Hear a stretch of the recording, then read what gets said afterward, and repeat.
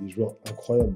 Un joueur comme j'avais Savanier et TJ dans le vestiaire. Donc il est assis à côté de moi. Je lui dis, TJ, il faut que tu me fasses marquer cette saison. Il me tape sur la jambe, il me dit, t'inquiète pas, mon coco. Ils nous prennent dans le jeu, mais ils jouent un système à 5 derrière, là, donc ils nous ramènent à gauche, à droite, ils font court dans tous les sens. En même temps, j'entends le public qui chante et tout.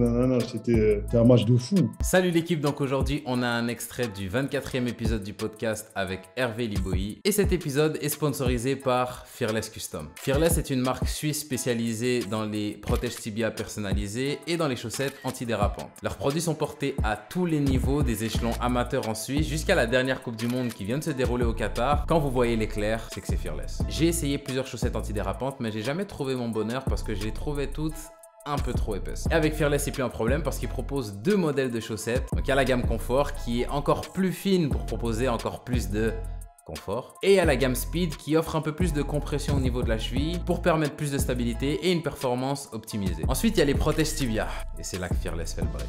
Je déteste les protèges tibia. Ça fait 2 mois que c'est ça mes protèges tibia. Pas très légal. Avec Fearless, je fais mon comeback dans la légalité grâce à leurs protèges tibia standards qui sont super légers, confortables et qui protègent beaucoup mieux que des semelles. Et leurs pépites, mais vraiment des pépites, leurs protèges tibia personnalisés. Je suis un grand fan d'anime et Demon Slayer, c'est un des derniers sur lesquels j'ai accroché. Et je voulais absolument personnaliser des protèges tibia dans ce thème-là. Et ça a été super simple. J'ai envoyé les photos que je voulais avec le texte. Le lendemain, le designer m'a renvoyé un aperçu. Je l'ai validé et quelques jours plus tard, j'avais mes protèges tibia. Et pour vous faire profiter de tous ces produits, Fearless Custom nous a mis à disposition un code promo de 15%. Alors rendez-vous sur leur site, faites-vous plaisir, remplissez votre panier et au moment de le valider, vous n'avez qu'à rentrer le code promo au cœur du jeu 15 pour profiter de la remise de 15%.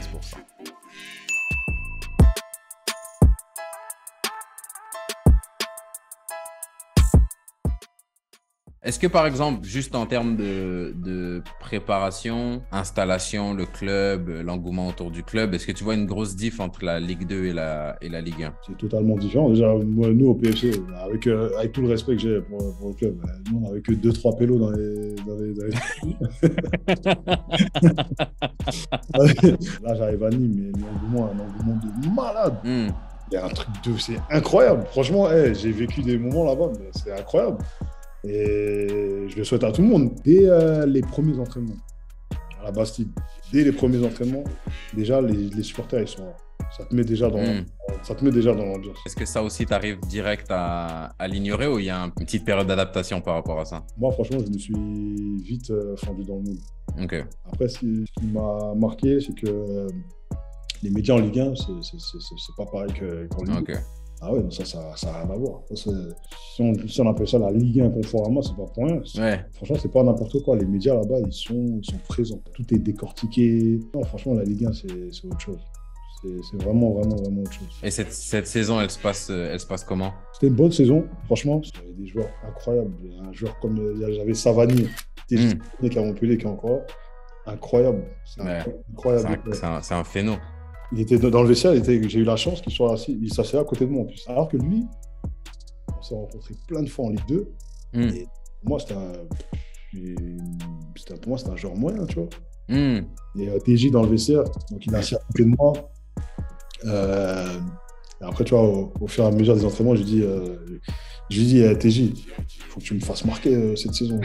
Et il me tape sur la jambe, il me dit, t'inquiète pas, mon coco. On joue les premiers matchs amicaux. Et, je crois que c'est le deuxième match amical. On joue contre Lens. Donc, je commence titulaire. Pour corner, TJ, il envoie un ballon corner sortant comme ça. Et j'arrive, je mets une tête but. Tu vois, ça m'a mis en confiance. Ouais. Tu vois, ça m'a mis en confiance. Et là, tu vois, après, je me suis relâché un peu. Et les 2 buts que je mets en Ligue 1, c'est TJ, c'est grâce à lui. Le premier, c'est contre qui? Je marque 2 fois contre Strasbourg. Je marque au match aller, je marque au match retour. Et c'est comment de marquer son premier but en Ligue 1? C'est incroyable.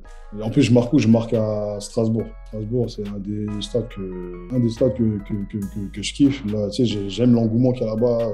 C'est une belle région, c'est un stade magnifique des supporters. On va chez eux, on est dominé de partout. On a quelques occasions et tout pour marquer, notamment avec Denis Banga et Sada Choud.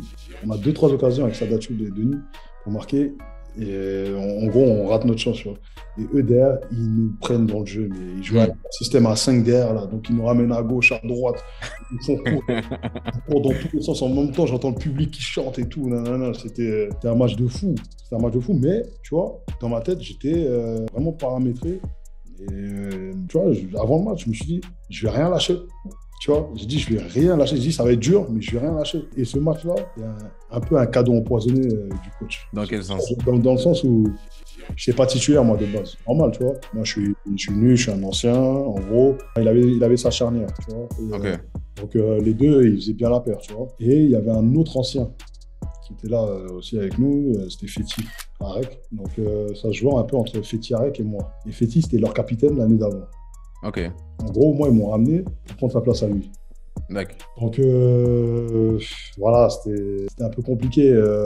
Pas ma relation avec lui, il n'y avait pas de problème, mais de temps en temps, je sentais que... Ouais, mais c'est la concurrence. Et puis après, ça fait aussi que si le coach décide de te mettre, c'est, gars, te rate pas. Ce match-là, je ne sais pas pourquoi. Voilà, je ne sais pas pourquoi, mais moi, pour moi, je pensais qu'il allait mettre Fethi, tu vois. Ok. Mais c'était un cadeau empoisonné, tu vois. Là, je peux te dire que... Voilà. Après, je connais pas le coach. Je veux pas trop spéculer, mais des fois, en concurrence peut-être avec quelqu'un avec qui je veux pas trop que tu sois en concurrence. Ouais. Au lieu de te mettre à la cave, je dis non, le match difficile là, va le jouer. Joue. Ce match-là, il était difficile, tu vois. Ouais. D'aller jouer à Strasbourg, en plus, à ce moment-là de la saison, ils étaient en forme. Chez eux, il y a un public de fou. C'était un peu... Franchement, on me jetait un peu dans la gueule du loup, tu vois. Ouais. Et Dieu merci. En deuxième mi-temps, allez, à la 70e minute, comme ça, tous les corners qu'il y avait en première mi-temps, je plongeais au premier poteau, tu vois. Je plongeais. Et leur capitaine à eux, là, à Strasbourg, c'était Mitrovic ou je sais plus quoi. Là. Ils me suivaient. Et là, en deuxième mi-temps, donc il y a eu ce corner-là, à la 70e. J'ai dit, bon, comme il me suit, je vais changer un peu. Donc, je fais un appel, contre-appel. Donc, je fais semblant d'aller au premier et je vais deuxième. Et TJ, il tape le corner comme ça. Et mon appel contre-appel, bah, tout le monde pensait que j'allais au premier. Je me suis retrouvé tout seul au deuxième poteau. J'ai envoyé. Je dis, avant que le ballon il arrive, quand le ballon il arrivé, j'avais la tête du coach. Il m'énervait là. Quand le ballon est arrivé comme ça, j'ai mis une tête. La balle, elle a fusé au sol. Le gardien, ça l'a surpris, tu vois. Et après, je vais célébrer mon but du côté du COP de Strasbourgeois. Ouais. Insulté de tous les noms. On m'a insulté de tous les noms, de doigts d'honneur et tout. Je ne peux pas comprendre ma joie, tu vois.